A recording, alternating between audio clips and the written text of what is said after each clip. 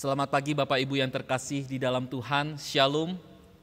Hari ini kita kembali lagi beribadah di hadapan Tuhan. Dan saya yakin jikalau kita sungguh-sungguh datang mencari Dia, maka Ia akan membiarkan dirinya untuk ditemukan. Dan Dia akan memberkati kita dan berkenan atas ibadah kita. Oleh sebab itu sebelum kita lebih jauh untuk membaca kebenaran-kebenaran firman Tuhan dan merenungkannya, saya ingin mengajak setiap kita untuk sama-sama merendahkan hati. Mari kita meminta pertolongan Tuhan. Kiranya Tuhan memberkati kita. Mari kita berdoa. Bapa kami di surga, pada hari ini kami datang kembali ke hadapan-Mu. Kami rindu untuk dikuatkan, disegarkan oleh kebenaran firman-Mu. Oleh sebab itu berkati setiap kami ya Tuhan. Ketika kami membaca kebenaran firman-Mu, ketika kami merenungkannya, kami merindukan Tuhan. Engkau sendiri yang akan menolong setiap kami dan Engkau sendiri yang akan mengubahkan hidup kami sesuai dengan kebenaran firman-Mu.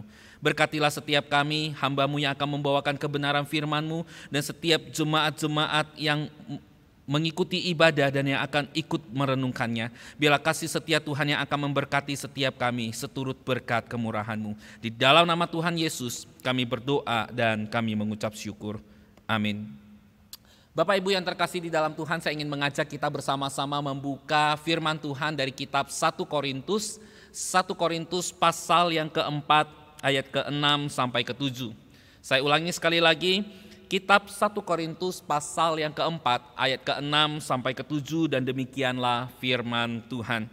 Saudara-saudara, kata-kata ini aku kenakan pada diriku sendiri dan pada Apolos karena kamu, supaya dari teladan kami kamu belajar apakah artinya ungkapan jangan melampaui yang ada tertulis, supaya jangan ada di antara kamu yang menyombongkan diri dengan jalan mengutamakan yang satu daripada yang lain. Sebab siapakah yang menganggap engkau begitu penting, dan apakah yang engkau punyai yang tidak engkau terima? Dan jika engkau memang menerimanya, mengapakah engkau memegahkan diri seolah-olah engkau tidak menerimanya? Sejauh ini pembacaan kebenaran firman Tuhan, diberkatilah setiap kita yang membacanya dan yang merenungkannya.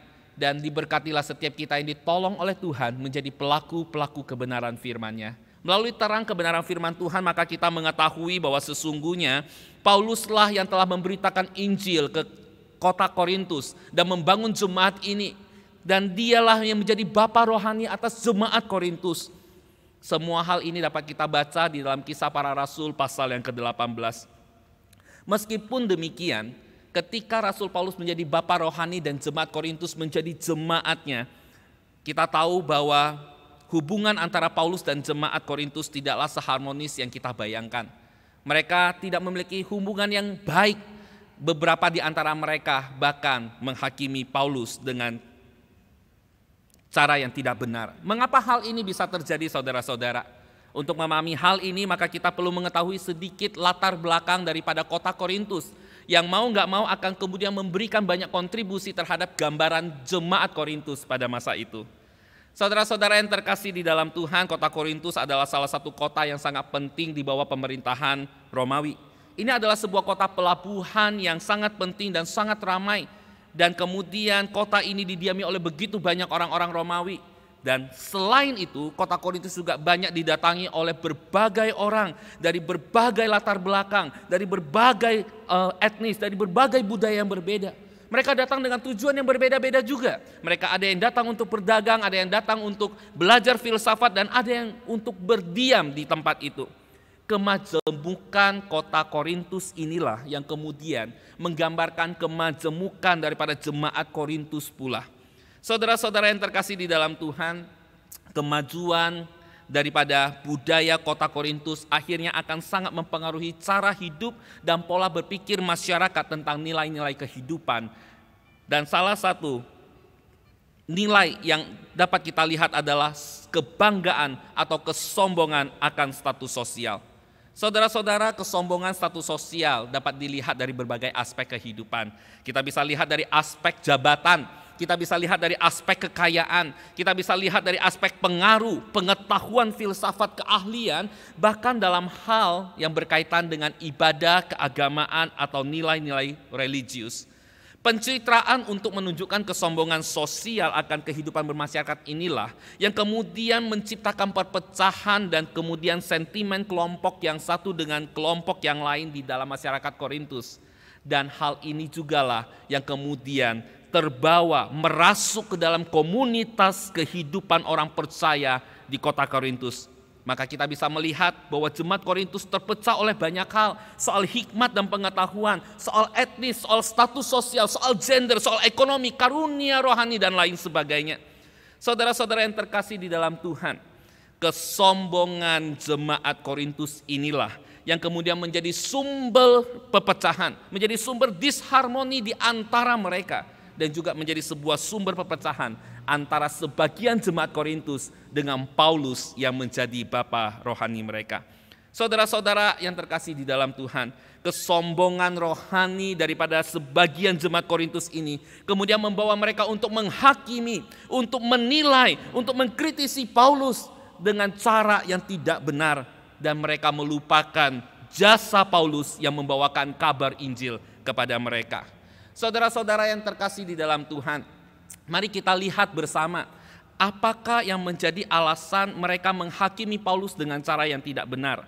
Ada beberapa alasan yang dikemukakan oleh para penafsir mengapa mereka menghakimi Paulus. Hal yang pertama yang dapat kita lihat adalah terjadinya favoritisme pemimpin. Jika kita melihat di dalam 1 Korintus pasal yang pertama, maka kita akan mendapati bahwa jemaat Korintus itu telah jatuh pada sebuah kekeliruan favoritisme pemimpin.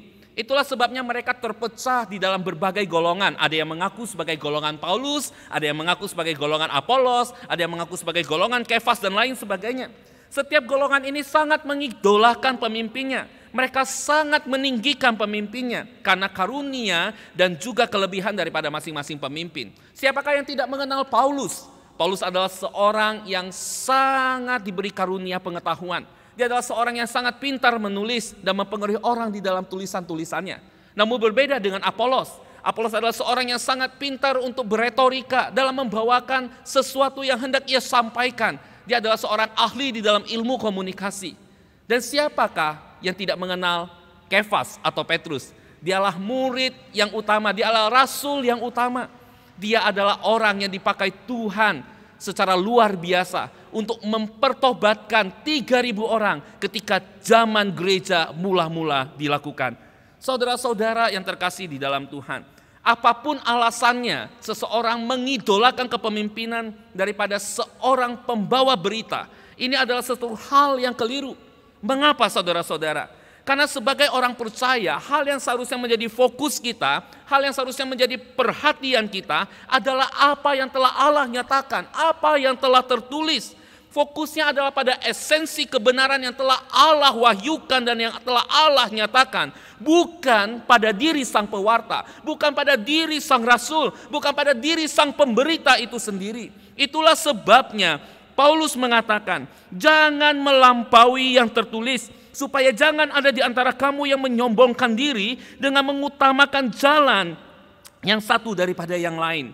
Saudara-saudara yang terkasih di dalam Tuhan, fokus kita harus pada kebenaran firman Tuhan. Firman Tuhan adalah sesuatu yang kekal, sedangkan para pembawa dan pemberitanya tetaplah manusia yang tidak luput dari kesalahan. Saudara-saudara, walaupun Paulus dan Apolos kalau kita membaca di dalam kitab 1 Korintus tidak memiliki masalah di dalam relasi mereka. Tetapi sekali lagi tidak dapat dipungkiri bahwa kekeliruan di dalam favoritisme kepemimpinan ini telah memecah belah jemaat Korintus. Jemaat Korintus yang terpecah ini tentu saling mendukung pemimpin yang diidolakan. Golongan Paulus tentu tidak suka dengan golongan Apolos dan Kefas. Demikian juga dengan golongan Apolos tidak akan suka dengan golongan Paulus dan Kefas. Demikianlah berikutnya. Demikian pula lah semua ini terus terjadi di dalam segala iri hati dan muncullah perselisihan di antara setiap golongan. Saudara-saudara, saya yakin setiap kita tentu tidak asing dengan kondisi seperti ini di Indonesia. Karena akhir-akhir ini di dunia kekristenan Indonesia telah terjadi sesuatu yang dapat kita pahami bersama. Favoritisme kepemimpinan mungkin telah terjadi. Sehingga muncul quote-quote yang terkenal dan berseliweran di Facebook dan oleh para netizen Indonesia yang tentunya tidak semuanya orang percaya. Beberapa quote yang saya kutip sebagai berikut, salah satu yang sangat menarik. Kalau mau menyerang kekristenan, Jangan pernah serang Tuhannya. Mereka akan bersatu dan kuat untuk membela Tuhan mereka. Tapi serang pemimpin ibadah dan rohaninya, maka mereka akan bereaksi dan mereka bahkan akan berselisih satu dengan yang lain. Inilah alasan pertama, kesombongan. Kesombongan yang terjadi yang membuat jemaat Korintus kemudian menghakimi Paulus dengan cara yang tidak benar. Yang kedua, mengapa kemudian jemaat Korintus menghakimi Paulus dengan keliru? Adalah karena jemaat Korintus merasa lebih rohani daripada Paulus. Saudara-saudara yang terkasih di dalam Tuhan, melalui surat teguran Paulus kepada jemaat Korintus, maka dapat dilihat bahwa seolah-olah jemaat ini memiliki hikmat dan pengetahuan dan punya tingkat kerohanian yang cukup tinggi. Dan memang ini tidak terbantahkan. Karena jemaat Korintus memang adalah jemaat yang kaya akan kasih karunia. Mereka kaya dalam segala macam perkataan. Mereka kaya di dalam segala macam pengetahuan. Hal ini tercatat dalam pasal 1 ayat 5. Mereka tidak kekurangan dalam suatu karunia apapun. Tercatat dalam pasal 1 ayat 7. Bahkan ada pengakuan seolah-olah mereka itu berkata-kata dalam bahasa malaikat, mengetahui segala macam rahasia, menganggap diri sebagai raja. Bahkan begitu tingginya kerohanian mereka. Mereka pun tidak ragu-ragu untuk mengkritisi, menilai, bahkan menghakimi, meragukan kerasulan Paulus. Hal yang ketiga, apa yang menjadi alasan kemudian jemaat Korintus menghakimi Paulus secara keliru adalah karena mereka kehilangan kesempatan.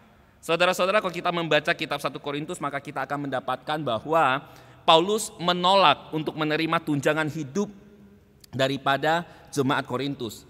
Saudara-saudara yang terkasih di dalam Tuhan, mungkin hal ini terkesan aneh. Loh, kalau nggak mau terima ya sudah, nggak apa-apa, biarin aja. Tetapi hal ini berbeda bagi jemaat Korintus. Pada masa itu kita harus kembali mengingat bahwa mereka memiliki nilai kehidupan akan kebanggaan sosial. Pada masa itu memberikan bantuan bagi suatu perkembangan ajaran melalui mendukung finansial para pemimpinnya. Itu adalah sebuah kebanggaan sosial yang tidak terkatakan. Itu adalah sebuah kebanggaan sosial tersendiri. Karena dengan mendukung finansial dari pemimpin yang mereka idolakan, mereka menganggap diri sudah turut aktif dalam mengembangkan ajaran itu. Dan memang pada waktu itu para pengkhotbah, filsuf maupun para tokoh-tokoh agama, mereka memang didukung secara finansial oleh orang-orang yang mereka layani. Penolakan Paulus kepada jemaat Korintus telah menutup kesempatan kebanggaan sosial itu. Telah menutup segala kesempatan untuk bisa mendapatkan kesempatan kesombongan sosial itu. Daripada terus mendukung seseorang yang menolak mereka, lebih baik mereka mendukung seseorang yang lain, sehingga terbukalah kesempatan bagi mereka untuk menciptakan kebanggaan sosial. Setidaknya ketiga hal inilah saudara-saudara yang menjadi alasan utama mengapa kemudian jemaat Korintus sebagian mereka kemudian menghakimi Paulus dengan cara yang tidak benar, sehingga Paulus berkata di dalam ayat yang kelima, janganlah menghakimi sebelum waktunya. Saudara-saudara yang terkasih dalam Tuhan, sebentar, jangan keliru. Larangan untuk jangan menghakimi sebelum waktunya itu tidak berarti bahwa orang Kristen tidak boleh menghakimi atau memutuskan sesuatu dengan benar. Saya ulangi, larangan jangan menghakimi sebelum waktunya tidak berarti bahwa orang Kristen tidak boleh menghakimi atau memutuskan sesuatu dengan benar. Apa alasannya? Salah satu alasan yang akan saya kemukakan di sini adalah berkaitan dengan konteks dekat di dalam surat Korintus. Hal yang pertama dapat kita lihat bahwa Paulus sendiri mengajarkan kepada setiap jemaat Korintus untuk bisa tahu apa itu perbuatan-perbuatan yang tidak berkenan. Di dalam pasal kelima ayat 11 dan 12, Paulus berkata, jangan bergaul dengan orang-orang yang sekalipun mengaku sebagai saudara tetapi hidup dalam percabulan, kikir, penyembah berhala, pemfitnah, pemabuk atau penipu. Bagaimanakah mungkin kita bisa kemudian membedakan kalau tidak ada penilaian dan penghakiman yang kita lakukan dengan benar.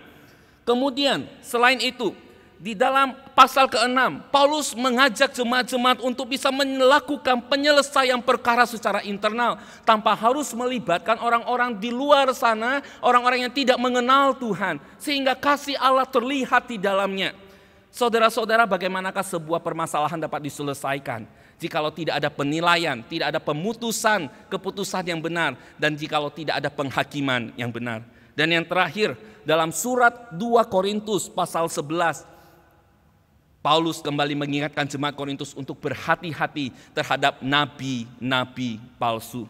Saudara-saudara yang terkasih di dalam Tuhan, dalam suatu perkara rohani yang membutuhkan keputusan, kita tentu boleh menilai, kita boleh menghakimi, kita boleh memutuskan masalah-masalah itu berdasarkan kebenaran firman Tuhan. Bahkan kita perlu mengambil tindakan yang sepatutnya.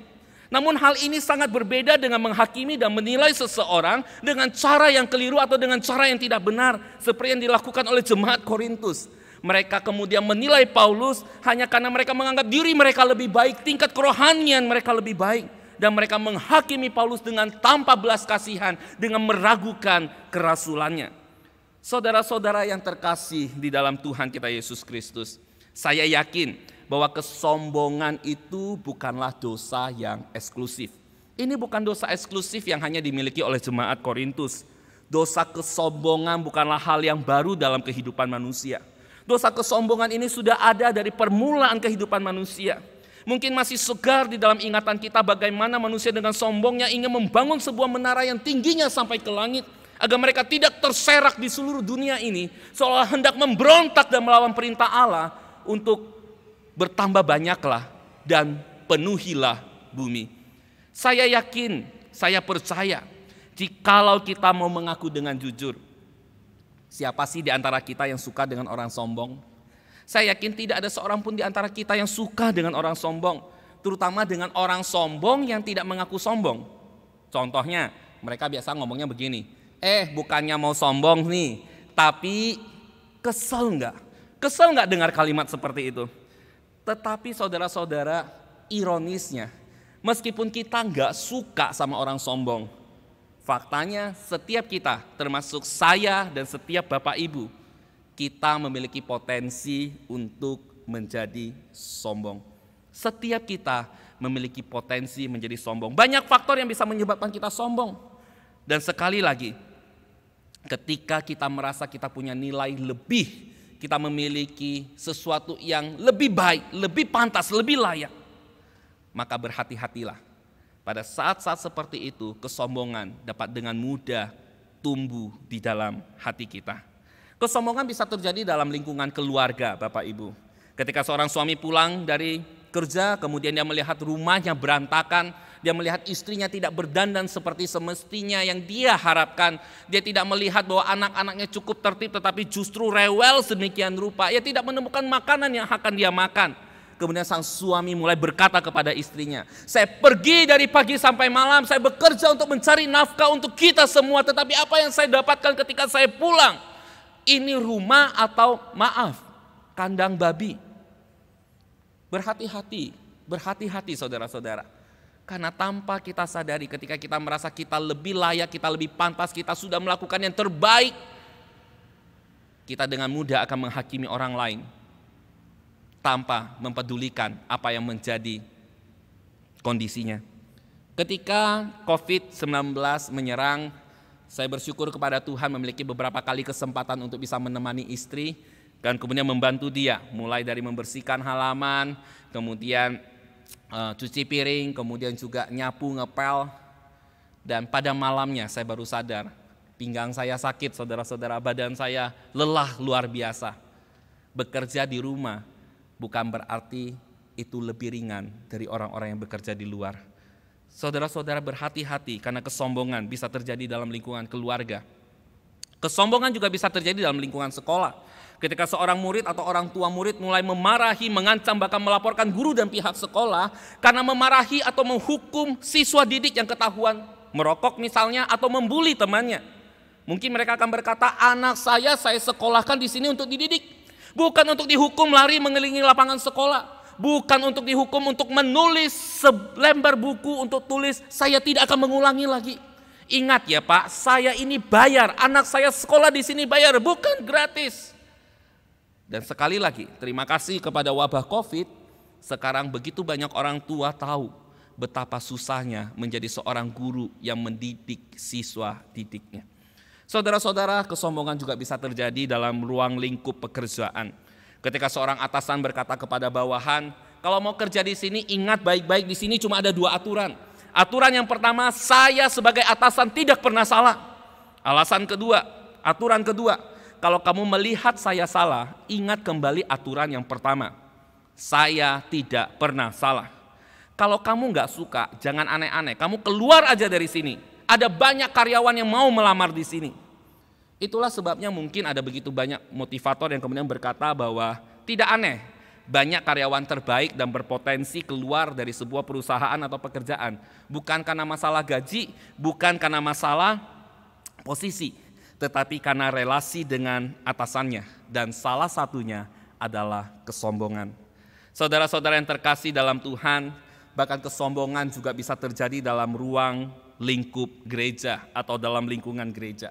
Ketika kita mulai merasa bahwa diri kita lebih baik dan lebih rohani dari orang lain, pelayanan kita lebih keren dan lebih berhasil dari orang lain, pendapat kita itu lebih berhikmat dan lebih benar dari orang lain, gereja kita bangunannya itu lebih megah dan lebih maju, jemaatnya lebih banyak dibanding dengan yang lain, atau bahkan pemahaman kita itu jauh lebih baik dan bisa diterima dibanding dengan yang lain. Berhati-hati saudara-saudara. Atau bahkan ketika engkau mulai berkata dalam dirimu, lihat, gereja ini bisa ada karena saya. Emang gereja ini bisa apa tanpa saya? Berhati-hatilah. Berhati-hatilah dan waspadalah. Karena dalam kerohanian sering sekali kesombongan itu tumbuh subur dan tersembunyi saudara-saudara. Tidak dapat disadari dan tidak dapat dilihat. Kita akan merasa kita baik-baik saja, tetapi dalam praksis kehidupan kita telah mulai menghakimi dan kemudian kita mulai menilai sesama dengan cara yang tidak benar dan dengan cara yang keliru. Dan orang sombong konon kabarnya tidak akan pernah menyadari kalau dirinya sombong. Seorang hamba Tuhan, Oswald Sanders, berkata demikian. Pride takes many forms, but spiritual pride is the most grievous. To become proud of spiritual gift or leadership position is to forget that all we have is from God. All the position we occupy is God appointment. Terjemahan bebasnya kira-kira begini. Kesombongan memiliki banyak bentuk, tetapi kebanggaan spiritual adalah yang paling menyedihkan. Menjadi bangga akan karunia rohani atau posisi kepemimpinan berarti melupakan bahwa yang kita miliki adalah dari Tuhan. Semua posisi, semua keberadaan yang sekarang kita miliki sesungguhnya adalah janji Tuhan. Saudara-saudara yang terkasih di dalam Tuhan, perlu kita sadari, kesombongan mungkin akan menimbulkan kepuasan sejenak. Karena kita merasa lebih baik, lebih pantas, lebih diperhatikan, lebih fokus, dan semua yang lebih seolah-olah kita miliki. Namun pada saat yang bersamaan, kesombongan sesungguhnya telah menimbulkan luka di hati sesama. Kesombongan sesungguhnya telah memecah komunitas kita. Kesombongan sesungguhnya telah menimbulkan murka di hati Allah. Saudara-saudara yang terkasih dalam Tuhan, Amsal 6 ayat 16-17a berkata demikian. 6 perkara ini dibenci Tuhan. Bahkan 7 perkara menjadi kekejian bagi hatinya, mata sombong. Bahkan di dalam Yesaya 2 ayat 11 dikatakan demikian. Manusia yang sombong akan direndahkan dan orang yang angkuh akan ditundukkan, dan hanya Tuhan sajalah yang maha tinggi di hari itu. Lalu bagaimanakah kita harus hidup agar kita tidak dikuasai oleh kesombongan? Bagaimanakah kita harus hidup agar kita bisa terlepas dari dosa kesombongan? Ada 4 hal yang akan saya bagikan secara cepat. Jikalau Anda memiliki catatan, catat baik-baik, dan mari kita sama-sama belajar untuk bisa memahaminya, merenungkannya, dan dengan pertolongan Tuhan melakukannya. Hal yang pertama yang harus kita lakukan agar kita bisa terlepas, tidak dikuasai oleh kesombongan. Hal yang pertama adalah kenal diri. Di satu sisi saudara-saudara memang benar jemaat Korintus itu adalah jemaat yang kaya di dalam segala hal. Seperti yang tadi sudah dijelaskan, di dalam ukuran manusia ini adalah sebuah ukuran yang diinginkan, didambakan dan dirindukan oleh begitu banyak orang. Tetapi di sisi lain, Paulus hendak mengingatkan kembali bahwa lebih baik kita kembali mengenali dan mengingat siapa diri kita sebenarnya. Saudara-saudara, mari kita coba buka 1 Korintus pasal yang pertama ayat ke-26. 1 Korintus pasal yang pertama ayat ke-26. Paulus kembali mengingatkan kepada jemaat Korintus. Ia berkata demikian, "Ingat saja saudara-saudara, bagaimana keadaan kamu ketika kamu dipanggil.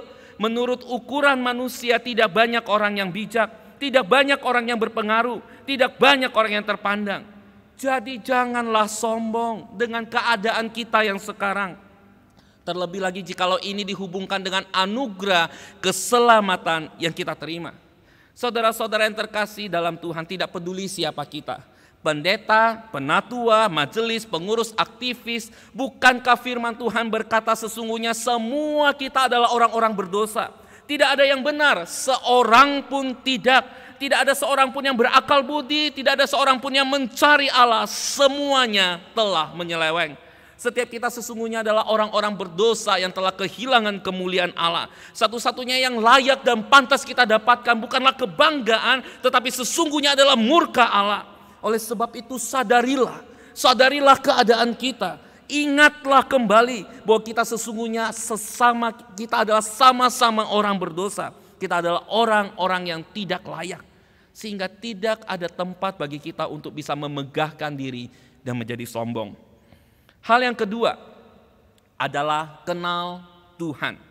Pengenalan diri hanya akan terjadi secara utuh jikalau kita mengenal siapakah Tuhan kita sesungguhnya. Setidaknya hal inilah yang terjadi dalam kehidupan Paulus sebelumnya. Masih membekas dengan jelas di dalam benaknya ketika kesombongan, kemegahan, dan keangkuhan diri pernah menjadi bagian dalam hidupnya. Kesombongan sebagai orang Yahudi yang taat telah membawa dirinya merasa lebih benar, lebih hebat, lebih pantas, dan lebih layak. Bagaimana tidak? Filipi pasal 3 ayat 5 berkata bahwa Paulus adalah seorang Israel, disunat pada hari ke-8, suku Benyamin, orang Ibrani asli, bahkan terhitung di antara orang-orang Farisi. Setiap kesombongan inilah yang kemudian membawa dia menjadi seorang penggiat dalam mengejar, menganiaya, bahkan membinasakan jemaat dan orang-orang percaya kepada Tuhan. Namun semua kesombongan itu pada akhirnya runtuh ketika Allah menyatakan dirinya kepada Paulus dalam perjalanannya ke Damsyik. Semua kesombongan itu runtuh ketika ia bertemu secara pribadi dengan Tuhan dan mengenal Tuhan. Karena mengenal Tuhan yang sesungguhnya akan membawa kita untuk mengenal siapa diri kita yang sebenarnya. Jikalau Tuhan adalah yang maha kuasa, maka kita akan mengenal kita sesungguhnya adalah ciptaan yang terbatas. Jika kita mengenal Tuhan adalah Allah yang maha kudus, maka kita akan mengenal bahwa kita adalah manusia yang berdosa. Jikalau kita mengenal Tuhan adalah maha setia, maka kita akan kembali mengingat betapa bebalnya dan sering berdalihnya setiap kita. Oleh sebab itu penting sekali bagi setiap kita untuk mengenal Tuhan. Karena dengan mengenal Tuhan, segala kesombongan yang ada dalam hidup kita akan runtuh dengan sendirinya. Kenal Tuhan, maka akan kenal diri. Tetapi ini belum cukup. Kalau kita sudah kenal diri, kita sudah kenal Tuhan, maka kita akan dibawa kepada sebuah tahapan yang lebih jauh. Bahwa kita akan masuk ke dalam tahap yang tahu atau sadar diri. Hal inilah yang disampaikan oleh Paulus di dalam ayat yang ke-7. Sebab siapakah yang menganggap engkau begitu penting dan apakah yang engkau punyai yang tidak engkau terima? Dan jika engkau memang menerimanya, mengapakah engkau memegahkan diri seolah-olah engkau tidak menerimanya? Sesungguhnya melalui ayat ini Paulus hendak mengingatkan kepada jemaat bahwa sesungguhnya segala sesuatu yang kita miliki, entah hidup kita, harta kita, kesehatan kita, bahkan jiwa kita sekalipun, itu sesungguhnya adalah pemberian Allah. Ayub pasal 1 ayat 21 berkata, dengan telanjang aku keluar dari kandungan ibuku, dengan telanjang juga aku akan kembali ke dalamnya. Tuhan yang memberi, Tuhan yang mengambil, terpujilah nama Tuhan. Saudara-saudara yang terkasih di dalam Tuhan, bukan hanya berkaitan dengan harta, kesehatan, jiwa, tetapi berkaitan dengan keselamatan. Keselamatan yang kita punya. Jikalau hari ini kita menjadi umat Tuhan, kalau hari ini kita terhitung di antara orang-orang percaya. Efesus pasal 2 ayat 8 berkata, Sebab karena kasih karunia kamu diselamatkan oleh iman. Itu bukan hasil usahamu, tetapi pemberian Allah. Itu bukan hasil pekerjaanmu. Jangan ada orang yang memegahkan diri. Oleh sebab itu jangan sekali-kali lagi sombong di hadapan Tuhan. Jangan sombong dengan keadaan kita yang sekarang jikalau kita masih memiliki keluarga, memiliki harta dan kesehatan yang baik. Karena sesungguhnya itu pun adalah anugerah Tuhan. Kenali dirimu, kenali diri kita, kenali Tuhan kita. Maka kita akan menjadi pribadi-pribadi yang tahu diri, yang sadar diri. Semua ini terjadi hanya karena anugerah. Hal yang terakhir, bagaimana agar kita bisa hidup tidak dikuasai oleh dosa kesombongan adalah dengan cara merendahkan hati. Dengan cara merendahkan hati. Saudara-saudara yang terkasih di dalam Tuhan, Paulus tidak hanya mengajarkan teori, tetapi dia mempraktekkan di dalam kehidupannya. Dalam ayat 6 Paulus berkata bahwa ini tidak hanya ditujukan kepada jemaat-jemaat Korintus, tetapi dia mengenakan kepada dirinya sendiri agar ia bisa menjadi teladan dalam hal merendahkan hati sebagai umat Allah. Mengapa demikian? Mengapa Paulus berani berkata, ikutilah teladanku, jadilah pengikutku? Alasannya sederhana, karena Paulus sendiri telah meneladani dan mengikuti Kristus. Jikalau pemimpin-pemimpin dunia berusaha untuk mempertahankan haknya, maka Paulus meneladani Kristus yang telah melepaskan haknya dengan tidak menganggap kesetaraan dengan Allah sebagai milik yang harus dipertahankan. Jikalau pemimpin dunia berusaha menempatkan diri sebagai penguasa dan pengendali atas segala sesuatu, maka Paulus meneladani Kristus yang telah merendahkan dirinya sedemikian rupa dan bahkan mengambil rupa seorang hamba.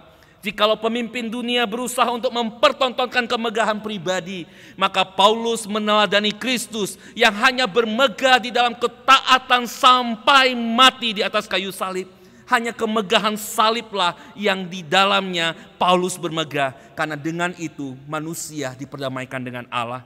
Saudara-saudara, Kristus telah memberikan teladan terbaik untuk merendahkan hati bahkan dirinya. Hanya agar Injil dapat diberitakan, agar orang-orang diperdamaikan dengan Allah. Itulah sebabnya Paulus pun tidak keberatan untuk meniru teladan Kristus, merendahkan hatinya sedemikian rupa agar firman dapat diberitakan di dalam segala kehidupan dan pelayanannya. Saudara-saudara yang terkasih dalam Tuhan, jikalau hari ini engkau dan aku bisa percaya kepada Tuhan, hal ini tidak terjadi begitu saja. Ada Kristus, ada para rasul, ada para martir, ada para penerjemah Alkitab, ada para misionari, ada para hamba Tuhan, ada gereja-gereja dan pemberita-pemberita Injil yang juga telah merendahkan hatinya, bahkan juga merendahkan dirinya agar berita keselamatan dapat diberitakan dan setiap kita menjadi percaya kepada Tuhan. Oleh sebab itu sekali lagi, jangan sombong. Jangan sombong saudara-saudara, karena sombong sama sekali tidak ada bagiannya di dalam anugerah Tuhan. Perkataan terakhir sebelum kita bersama-sama menutup khotbah pada hari ini. Mari kita sama-sama perhatikan hal berikut ini. Saudara-saudara yang terkasih dalam Tuhan, ketika kita sibuk mengenal diri, ketika kita sibuk mengenal Tuhan, ketika kita sibuk sadar diri dan terus merendahkan hati dalam pemberitaan firman, maka percayalah, kita tidak akan memiliki waktu untuk menyombongkan diri. Karena kita tahu semua ini, keberadaan kita, hidup kita, harta kita, keselamatan kita, bahkan gereja ini dan pelayanan ini terjadi hanya karena anugerah. Oleh sebab itu setiap kali kita tergoda untuk menjadi pribadi-pribadi yang sombong, terutama menjadi pribadi yang sombong secara rohani, ingatlah semua ini hanya karena anugerah. Mari kita tundukkan kepala, kita berdoa. Bapa kami di surga, sering sekali ketika kami hidup di dalam dunia ini, kami begitu mudah menjadi sombong. Kami menganggap diri kami lebih baik. Kami menganggap semua orang harus mendengarkan perkataan kami. Kami menganggap semua orang harus setuju dengan pendapat kami. Kami menganggap bahwa diri kami adalah yang terbaik. Sehingga tanpa sengaja, ketika kami menganggap diri kami lebih tinggi dibanding orang-orang sekitar kami, kami mulai menghakimi, Kami mulai menilai orang dengan cara-cara yang tidak benar dan keliru. Jikalau Engkau menemukan itu di dalam kehidupan kami ya Tuhan, ampuni kami. Ampunilah kami akan kesalahan kami. Tetapi tidak hanya mengampuni kami, biarlah Tuhan sendiri akan terus mengubahkan kami. Mengingatkan kami akan siapakah kami sebenarnya. Siapakah Engkau Allah yang telah menebus hidup kami. Agar kami tahu diri, agar kami sadar diri. Apa yang kami miliki sekarang. Bahkan jikalau kami boleh disebut umat Tuhan, bahkan jikalau kami boleh melayani Tuhan, itu sesungguhnya hanya karena anugerah. Ajar kami untuk meneladani kehidupan-Mu dan pelayanan-Mu ya Tuhan. Ajar kami merendahkan hati kami, agar di dalam segala pengorbanan yang kami lakukan dalam perendahan hati dan perendahan diri, firman Tuhan diberitakan dan orang-orang dapat mengenal Tuhan. Terima kasih ya Tuhan. Ajari kami untuk tidak menyombongkan diri. Ajari kami untuk menyadari semua ini hanya karena anugerah-Mu. Di dalam nama Tuhan Yesus kami berdoa dan kami mengucapkan syukur. Amin. Tuhan Yesus memberkati setiap kita.